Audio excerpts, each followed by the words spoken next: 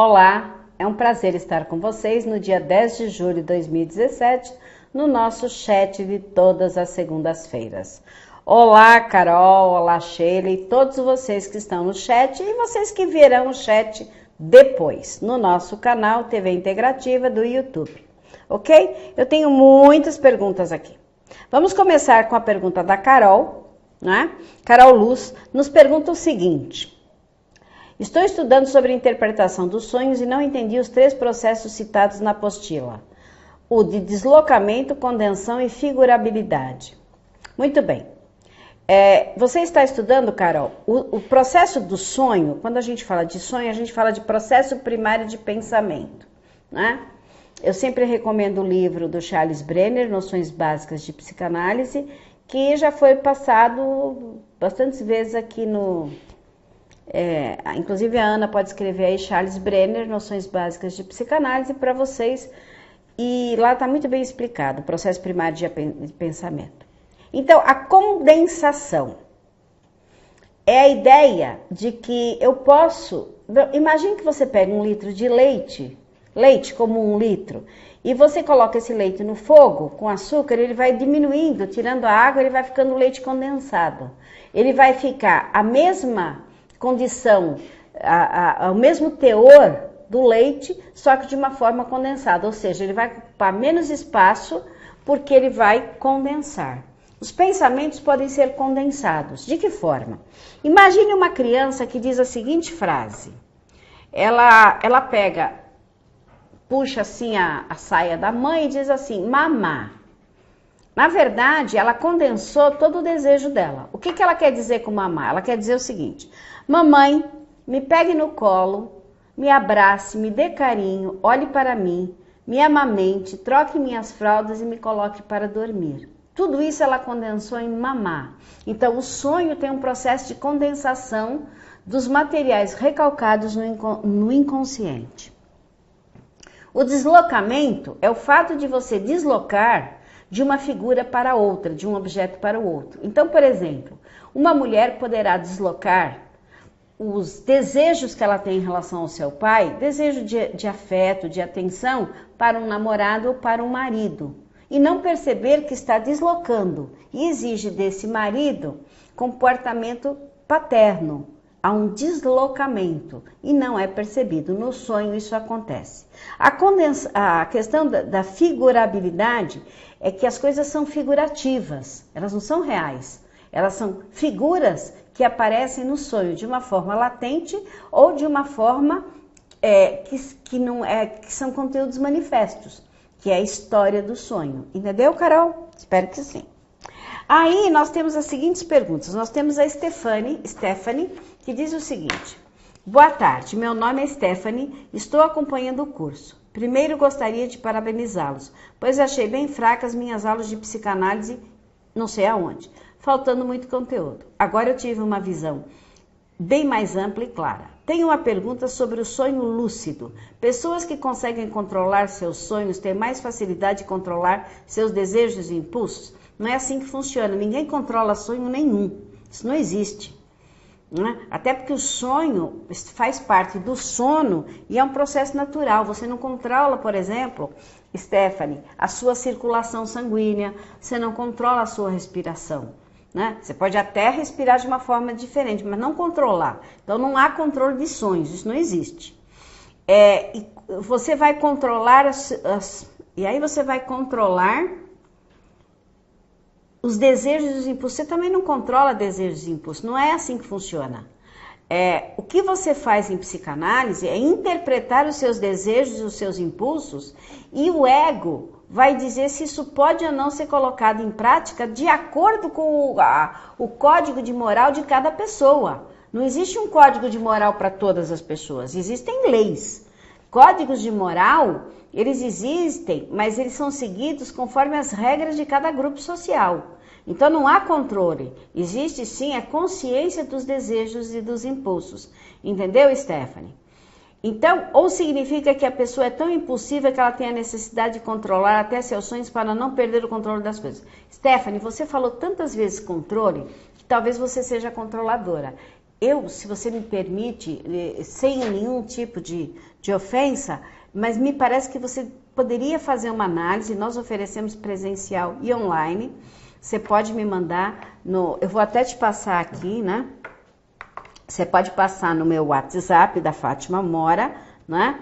Então eu sou Fátima Mora e você pode passar no meu WhatsApp, que é o 011, e eu te passo 957-984686 e eu passo para você alguém que possa te atender em análise, porque é muito controle. Às vezes você está se sentindo controlada na vida, foi muito controlada, e isso está aparecendo muito uma palavra, porque isso, na verdade, quando a gente faz essa interpretação, você me perdoa, Stephanie, é uma interpretação lacaniana da escrita, tá bom, querida? Espero te ajudar, tá bem? Viviane Vidal. Viviane Vidal faz a seguinte pergunta. Como mencionado na aula, a decatexia é o processo inverso. A frieza total em relação ao objeto, como ocorre no exemplo na depressão. Não, na depressão não existe frieza. A depressão não é falta de sentimento. Não é isso. Você não fica frio. O que você fica é triste. O depressivo tem uma distimia em altíssimo grau. Ele está triste demais, é uma tristeza profunda e não frieza total.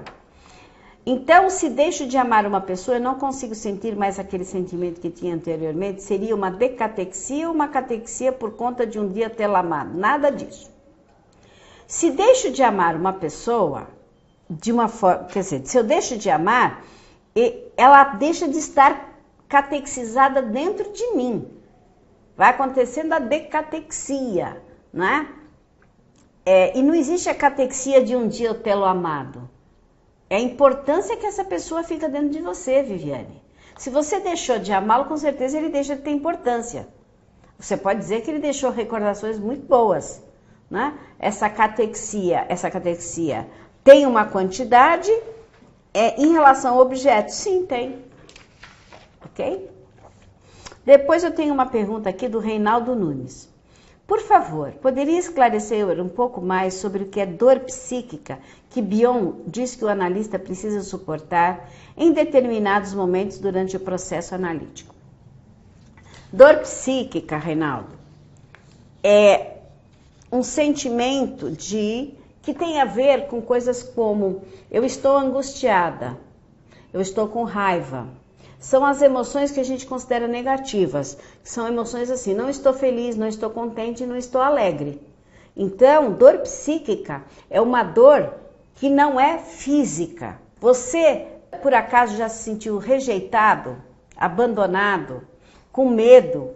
Se você já sentiu isso, você sabe o que é uma dor psíquica, não é? Então, esta dor psíquica, quando o Bion diz que o analista precisa suportar, ele está dizendo que o analista tem que fazer terapia para ele não contratransferir. O que isso significa? Se eu não faço análise e se eu tenho uma dor psíquica parecida com o do paciente, suponhamos que o paciente faleceu a mãe. E a minha mãe também faleceu recentemente. Aí o paciente começa a relatar a dor psíquica do falecimento da sua mãe e eu começo a chorar junto com ele, porque vem a dor psíquica do falecimento da minha mãe. Das duas, uma. Ou eu vou tratar esse luto em análise ou eu fico um tempo sem atender. Ok? Porque eu tenho que estar analisado o suficiente para não fazer contratransferência, que esse é o grande problema da análise. Bom, se vocês quiserem fazer perguntas, porque eu tenho mais perguntas aqui. Ó, gente, lembrando que nós vamos ter Adilton acabou de entrar. O Adilton acabou de entrar, tudo bem? Lembrando que dia 29 e 30 de julho, o primeiro congresso de regressão e hipnose com Fátima Mora. Basta que você entre no meu WhatsApp, que está aqui. Alunos do IAD têm um desconto muito grande, portanto é interessante vocês contactarem pelo 957-98-4686.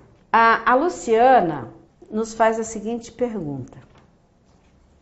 Como utilizar a psicanálise no auxílio de crianças vítimas de violência sexual e maus tratos? Olha, primeiro, para atender crianças, você tem que fazer o curso de psicanálise e uma especialização em terapia infantil.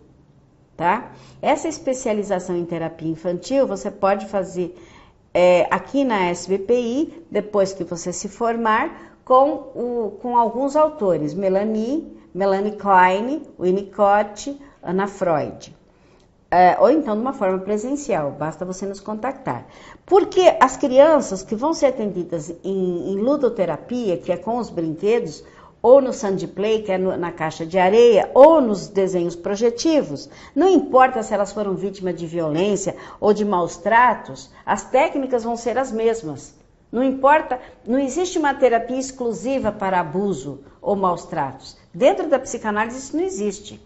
Né? Por quê? Porque nós vamos usar as mesmas ferramentas para psicopatologias diferentes e usar essas ferramentas de formas diferentes. Então, você tendo especialização em técnicas infantis, você vai poder usar em qualquer problema da sua criança. A partir de 1 ano de idade, essa criança aqui na SBPI, na psicanálise integrativa, ela pode ser atendida sim por uma formação específica em terapia infantil. Tá certo, Luciana? Eu sou a tutora do curso online, eu tenho respondido vocês, né? E espero que vocês tenham gostado das respostas. Eu tenho também aqui uma pergunta da Ana, que ela diz o seguinte: essa terapia da família toda, uma pessoa por vez é interessante, visão de cada um dentro do modo de estar na família. Achei que não podia atender membros da mesma família. A psicanálise permite? Olha, Ana, o que acontece é o seguinte. O Adailton perguntou se a especialização está no site. Eu não sei, Adailton. Adilton, eu posso me inteirar, mas você pode mandar um e-mail para sbpi@sbpi.org.br aos cuidados da Rejane e perguntar, se não tiver no site, como é que você fica sabendo dessa especialização infantil com a professora Guimar Martins, tá bom? Então, a psicanálise permite? Olha, que psicanálise? Se for a integrativa, eu não gosto da palavra permite, eu diria existe. Porque a permissão parece que tem alguém, alguma associação, alguém que impede. Quem é a associação no Brasil que dirige a psicanálise? Será que vocês sabem? A psicanálise no Brasil, eu fiz um documento há muitos anos atrás sobre jurisprudência em psicanálise. Quem tiver interesse também pode me mandar um e-mail e eu vou dar uma aula de jurisprudência psicanalítica, porque eu fui presidente do Sindicato dos Psicanalistas por vários anos. E estando dentro disso, eu vou poder explicar para vocês isso oportunamente. O Adilton disse que não existe. Sim, Adilton, então passa o e-mail que eu te passei aí aos cuidados de Rejane, porque às vezes esses cursos não estão no site porque estão sendo montados, não é? Ou revisados, como nós estamos fazendo com psicanálise, tá bem? Então, faça isso. Bom, a psicanálise integrativa, ela vê com bons olhos a terapia familiar. Sabe por quê, Ana?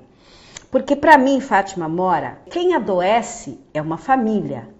Se você é uma criança que é um produto de uma família e aí você fica neurótico ou você está neurótico, você não se tornou neurótico sozinho. Você se tornou neurótico dentro de um contexto familiar e social, né? E a família constrói a sociedade. Então, as famílias podem ser abusivas, elas podem ser simbióticas. Família simbiótica, ninguém faz nada sozinho. Elas podem ser manipuladoras. A mãe e o pai podem sofrer de síndrome de galinha choca, daqui ninguém sai. Família do puxadinho, começa a construir casa para os filhos não irem embora. Síndrome do ninho vazio. Eu, particularmente, gosto muito de ir na casa dos meus pacientes, almoçar, jantar, lanchar e aproveitar e ver como eles vivem. Atendo famílias inteiras, como casais. Qual é o problema de atender? Existe problema? Existe. Famílias onde as pessoas usam de violência física, elas se batem.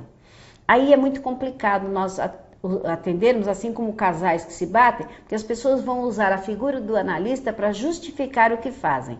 Eles vão falar, olha, a Fátima falou na terapia que eu podia te dar uma porrada. E como isso não é verdade, acaba com a análise. Então, famílias aonde os problemas não chegam na violência física, sim, é possível e maravilhoso fazer a terapia familiar. Agora, não vai ser um analista só que vai atender o grupo familiar. Não, até por quê? Porque existem especializações. Se você vai atender crianças, tem que ser um analista com uma especialização em terapia infantil. Se você vai atender alguém da família que está como dependente químico, nós vamos usar a estrutura de quem entende de dependência química e de dependências de uma maneira geral. E se você, por exemplo, tiver alguém que tenha qualquer tipo de patologia, por exemplo, esquizofrenia, psicose, há especializações em psicanálise e psicanalistas que fazem isso, entendeu, Ana? Então é assim, uma equipe multidisciplinar pode atender a família, ok? O Adilton diz o seguinte, professora Fátima, preciso de algumas orientações. Como fica melhor para contactarmos? Via Zap, que inclusive enviei mensagem ou por telefone. Por via WhatsApp, Adilton. Meu WhatsApp eu vou pôr de novo, que é o 011 95798 4686. Você me manda um WhatsApp, eu tenho preferência, porque para mim é fácil responder o WhatsApp, tá bom?